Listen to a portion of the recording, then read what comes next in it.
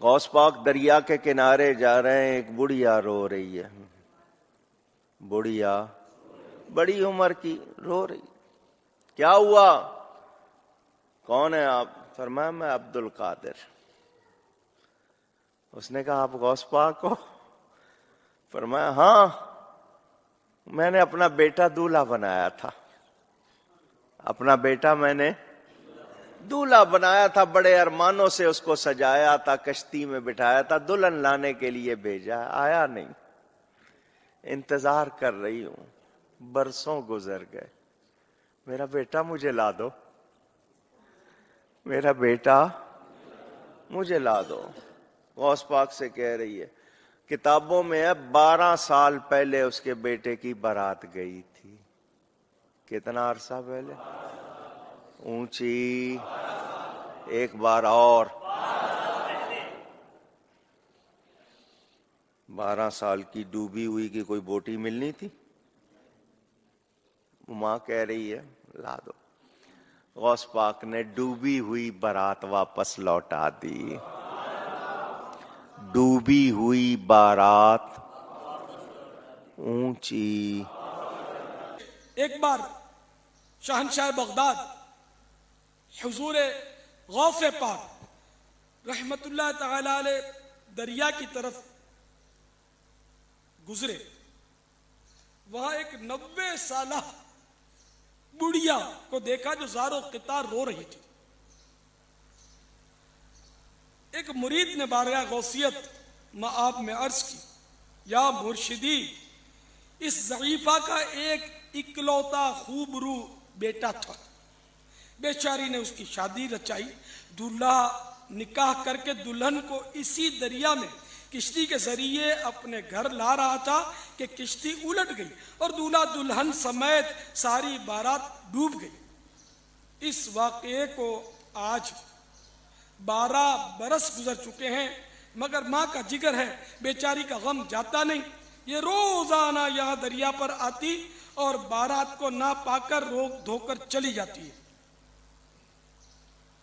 میرے مرشد میرے غوث پاک شہنشاہ ولایت تھے، سراپا کرامت تھے. آپ کو اس پر بڑا ترس آیا اور آپ نے اللہ رب العزت عز و جل کی بارگاہ عظمت میں دعا کے لیے ہاتھ اٹھا دیے. چند منٹ تک کچھ بھی ظہور نہ ہوا. بےتاب ہو کر بارگاہ خداوندی میں عرض کی، یا اللہ عز و جل اس قدر تاخیر کیوں؟ ارشاد ہوا، اے میرے پیارے، یہ تاخیر خلاف تقدیر و تدبیر نہیں. ہم چاہتے تو ایک حکم کن مانے ہو جا، یعنی ہم کہتے ہو جا تو تمام زمین و آسمان پیدا کر دیتے، مگر بمقتضائے حکمت ہم نے زمین و آسمان 6 دن میں پیدا کیے. بارات کو ڈوبے 12 سال بیت چکے ہیں، اب نہ وہ کشتی باقی رہی نہ ہی اس کی کوئی سواری. تمام انسانوں کا گوشت وغیرہ بھی دریائے جانور کھا چکے ہیں. ریزے کو اجزائے جسم میں اکٹھا کروا کر دوبارہ زندگی کے مرحلے میں داخل کر دیا ہے. یہ اللہ تعالیٰ نے یہ اللہ کی قدرت ہے. وہ چاہتا تو کن سے اسی وقت سب کچھ ہو جاتا، لیکن بہرحال اس کی قدرت ہے، اس کی مشیت ہے. تو یہ فرما کر ارشاد ہوا، اب اس بارات کی آمد کا وقت ہے. ابھی یہ کلام اختتام کو بھی نہ پہنچا تھا کہ یکایک وہ کشتی اپنے تمام تر ساز و سامان کے ساتھ معدودہ دلہن و باراتی سطح آب پر نمودار ہو گئی اور چند ہی لمحوں میں کنارے آ لگی. تمام باراتی سرکار بغداد حضور غوث پاک رحمت اللہ تعالی علیہ سے دعائیں لے کر خوشی خوشی اپنے گھر پہنچے. اس کرامت کو سن کر بے شمار کفار نے آ کر سیدنا غوث العظم علیہ رحمت اللہ الاکرم کے دستے حق پرست پر اسلام قبول کر لیا. صلو علی الحبیب صلی اللہ تعالی علی محمد.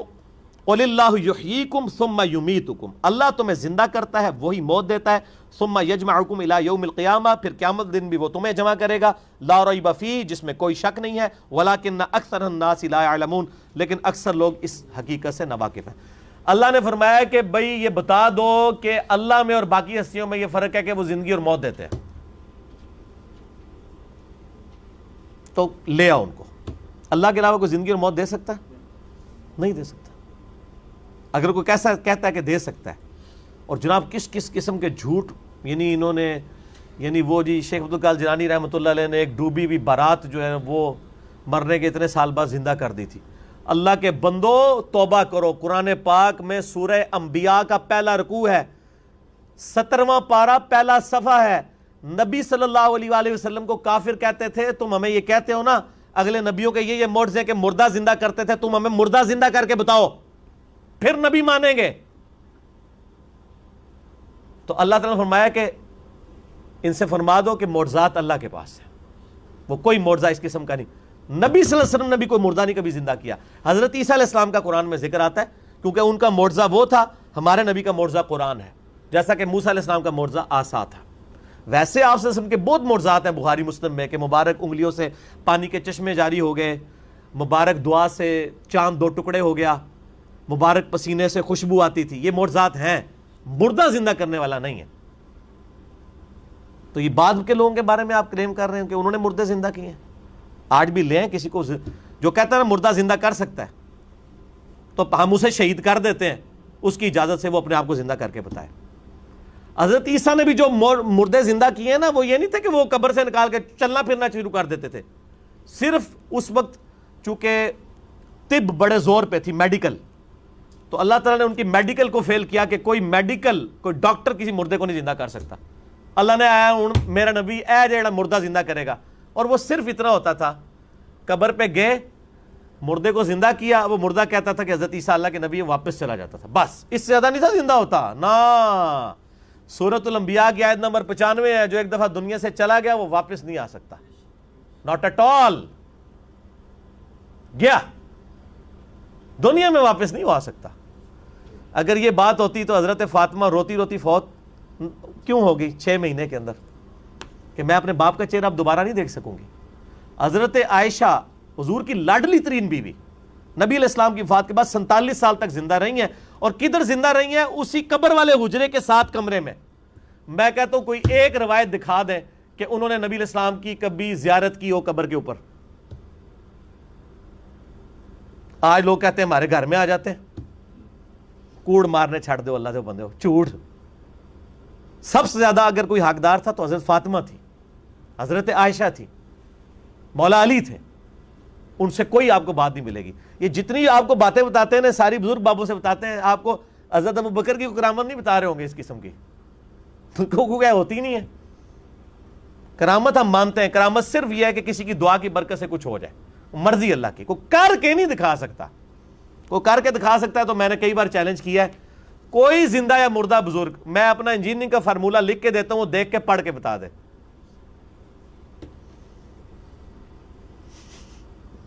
وہ جن کو چیلنج دے رہے ہوتے ہیں وہ کہتے ہیں نہیں یار نہیں پڑھ سکتے ہو۔ اللہ تو پڑھ سکتا ہے نا، میں اگر کوئی فارمولہ لکھوں اللہ تو پڑھ سکتا ہے نا۔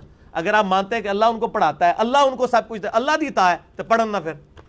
اور میں تو اس سے بڑی بات کرتا ہوں، ان کی آپ نمازیں سنیں، یہ نماز بھی صحیح نہیں پڑھتے ہوتے۔ میں نے کئی لوگوں کی نمازیں سنی ہیں، نماز غلط پڑھ رہے ہوتے ہیں۔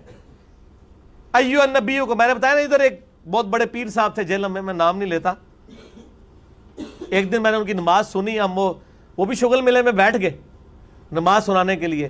نماز میں پڑھ رہے ہیں السلام علیکہ ایھا النبی، مرید ہزاروں ہیں جن کو انہوں نے جنت میں لے کے جانا ہے، نماز ایھا النبی 25-30 بندوں کی موجودگی میں۔ اور بھی بڑی غلطی تھی، یہ موٹی سی مجھے یاد رہ گئی، میں کہ یہ کیا پڑھ رہے ہیں؟ وہ بچپن سے نماز یاد کی تھی، اسی طرح چل رہی تھی، باقی عین ہا تو ہے ہی کوئی نہیں تھا نا، وہ تو چھڈ ہی دو، وہ تو میں گل ہی نہیں کہ میں زبر زیر کی غلطیاں ایھا النبی۔ اور یہ وہ ہیں جو کہہ رہے ہیں اسی جناب تہاڈا بیڑا تار دینا، نماز نہیں آتی، دعوے۔ میرے پاس کئی لوگ آتے ہیں نہیں وہ ہمارے سلسلے میں بیعت ہو جائیں، میں نے کہا آپ کا پیر مجھے صرف یہ 17 اذکار جو فرض نماز کے بعد کے ہیں نا وہ مجھے زبانی سنا دے، میں بیعت ہو جاؤں گا۔ آج تک دنیا کا کوئی پیر سامنے نہیں آیا، 17 اذکار ہیں فرض نماز کے بعد، لوگوں کو کتنے آتے ہیں؟ 4 یا 5. آیت الکرسی، تسبیح فاطمہ، اللہ اکبر، استغفر اللہ، اللہ منت سلام. تو آڑی تو گنتی مک جانی ہے 5 تو بعد. 17 اذکار لکھے ہوئے گرین کارڈ پہ جو نبی صلی اللہ علیہ وسلم کرتے تھے، دنیا کے کسی پیر کو نہیں آتے ہیں. وہ 24 اذکار بلو کارڈ پہ لکھے ہوئے ہیں جو صبح و شام کے اذکار ہیں نبی علیہ السلام کے. کتنی مشکل دعائیں ہیں بخاری مسلم میں، کسی پیر کو نہیں آتی ہیں. میں اس سے بڑا چیلنج کہتا ہوں یہ دیکھ کے پڑھ کے بتا دیں. یہ اتنی مشکل عربی ہے کہ جس نے پہلی دفعہ پڑھی ہو وہ اس کو ایک دفعہ پڑھ کے صحیح پڑھ ہی نہیں سکتا. ابھی تک تو سارے فیل ہوئے ہیں. تو پھر یہ کہنا کہ ہم لوگوں کو نبی علیہ السلام تک پہنچاتے ہیں، تسی آپ تک پہنچے کوئی نہیں ہوئے. اللہ تو بندے ہو، نبی علیہ السلام تک وہ پہنچا ہوا ہے جو نبی علیہ السلام کے طریقے پہ ہے، جو آپ نے فرمایا، جو آپ نے وظیفے بتائے ہیں. باقی تو آپ کے خود ساختہ چیزیں ہیں، وہ جس طرح ہندوؤں کے ماننے والے اپنا وہ کرتے ہیں، آپ کے ماننے والے آپ کو سکھا رہے ہیں. نبی علیہ السلام کے ساتھ کوئی تعلق نہیں ہے. نبی صلی اللہ علیہ وسلم جو کچھ دے کے گئے وہ یہ موجود ہے اس میں، وہ اس قرآن کے اندر ہے. باقی سب کچھ آپ کے بابوں نے آپ کو دیا ہے، اس کا دین سے کوئی تعلق نہیں ہے. ٹھیک ہو گیا جی؟ اور ویسے بابوں کے اوپر کوئی ناراض بھی نہیں ہونا چاہیے، کیونکہ سارے ایک دوسرے کے بابوں کو نہیں مانتے. جب سارے ایک دوسرے کو نہیں مان رہے ہیں تو ہم کہہ رہے ہیں سارے ٹھیک کہہ رہے ہو، کسی کے بھی نہ مانو. ایک بندے کو اپنا امام بناؤ، امام اعظم محمد رسول اللہ صلی اللہ علیہ وآلہ وسلم صلاۃ تسلیما کثیرا کثیرا. ٹھیک ہو گیا جی؟